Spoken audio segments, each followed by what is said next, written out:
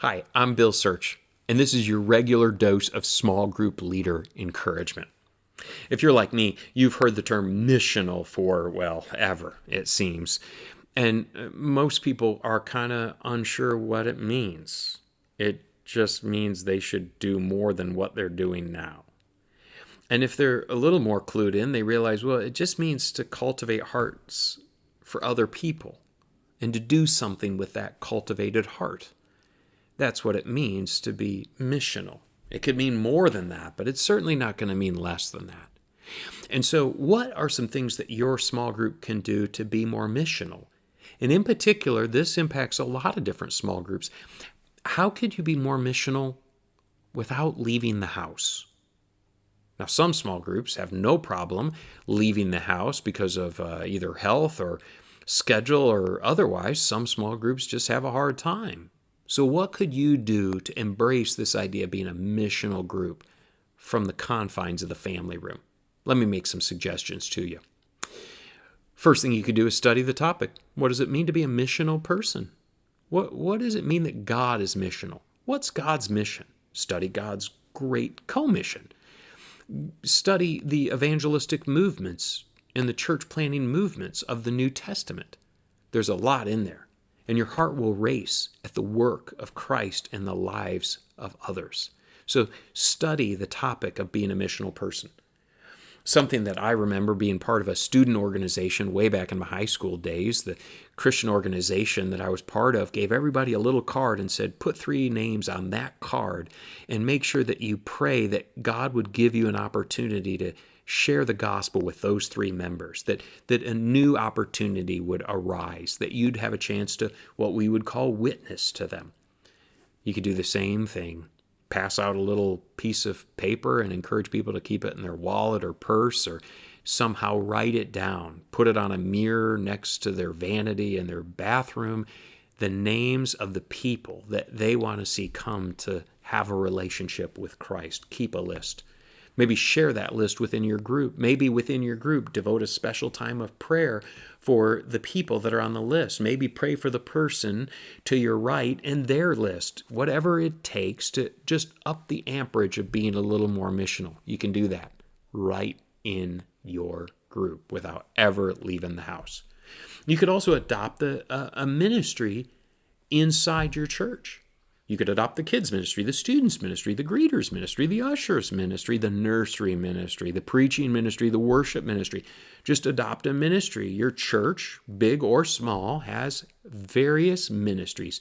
Have your group adopt one and stay up on the prayer concerns of your group. Or adopt a ministry outside of your church. Again, doesn't matter if your church is big or small, you probably have local or regional ministries that your church participates with. And so adopt one of those local or regional ministries and commit to praying for the needs of that ministry. Somehow stay in touch with those ministries. Probably the ministry has some sort of social media page or email newsletter you could sign up for, and you could stay informed and you could pray for the concerns of that ministry. You could also adopt a missionary.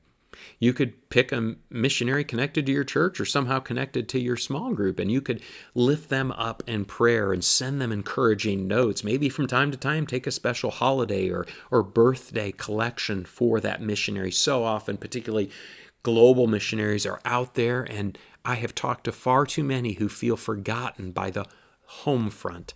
And so you could keep the home fires burning for a missionary. You could adopt them. You could adopt a nation or a region outside of your country.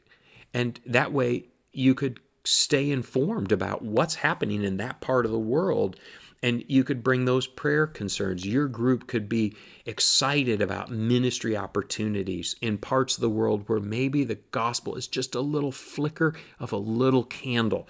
And by lifting up that nation or the ministries trying to do ministry in those nations, you could do a great work from your own family room. And then finally, now this one's tricky for some groups, difficult for some groups, but become a seeker group and actually open up your doors to people who don't yet know Christ and invite them in. There's a whole bunch of different Bible studies or curriculum out there that helps people who have real serious questions explore what's it mean to have a relationship with God. So you could find out about one of those many different studies and incorporate it into your group, and then have some people invited into your group and create a safe place for people to explore what does it mean to have a relationship with God. So those are some of the things that you might do to help increase the pulse, the energy, the heartbeat for being a missional group. And they're not difficult things. Any group could do one or two or many of the things on that list. Well, we always love to learn together. Make sure you like and share this video. And in the comments section, add what you have found particularly helpful to become a more missionally oriented group. We would love to learn together. So make sure you do that. Well, as always, I'm Bill Search. It's a delight being with you. Until next time.